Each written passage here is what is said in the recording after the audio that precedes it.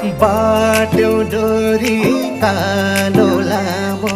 झरना जस्तै केसैमा गुन्यो चली मिठो बोली हाँस्यो केटो त्यसैमा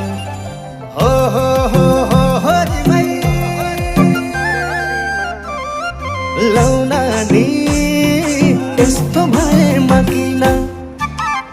तिमी बिना सानी एकछिन बाँच्नै सकिन तिमी बिना सानी एकछिन बाँच्नै सकिन तिमी बिना सानी एकछिन बाँच्नै सकिन तिमी बिना सानी एकछिन बाँच्नै सकिन